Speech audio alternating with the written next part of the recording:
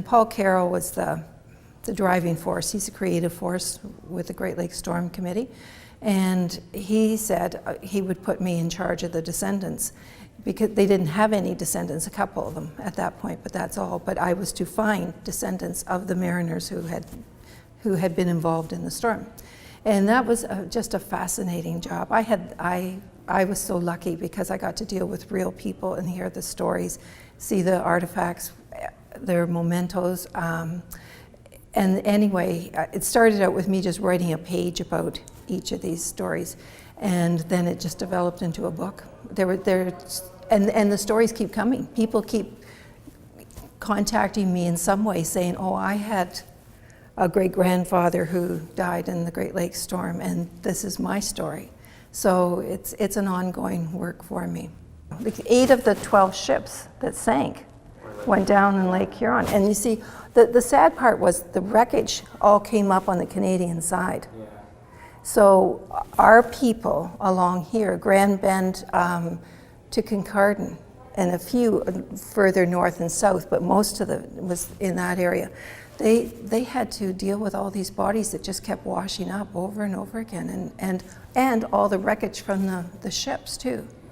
But now there are 2 ships that haven't been found yet. Yeah, and that's really interesting. We'd love to know where they are. One of them was the newest and biggest ship, twice the amount of steel put in it as in any other ship to make it so that it would never sink. There was one mariner who was on the Wexford. His first time, he'd only been 6 weeks, I think, in Canada. He was from Scotland, newly married, and was on his last voyage and then going back to Scotland, getting his wife and bringing her over in the spring, and he died in the Wexford. Now, his wife's uncle was a minister of the Baptist Church in Clinton here, and he wrote the most beautiful letter and sent it to his niece in Scotland, telling about her husband's death. And we didn't know any of that. We knew that he had died. We knew he was buried in the Clinton Cemetery somewhere, but we didn't know where. And so the cemetery staff found where he was buried. It took a lot of looking. They've been looking for a few years. And we erected a plaque honoring this James Glenn. Anyway, just last year, his great-grandnephew emailed me. He found my name somewhere and emailed me asking me for information. All he knew was that he had this relative who had died on a ship. He knew nothing about the storm. So anyway, he gave us this letter then, informing James' wife about his death. And this coming May, he's coming over to see all of this. So I know. So Josh and I were talking about having the band playing. We're going to have some kind of reception for him and having the band play. Music played a large role in our commemoration of the Great Lakes storm. David McAdam had written and sang 10 songs.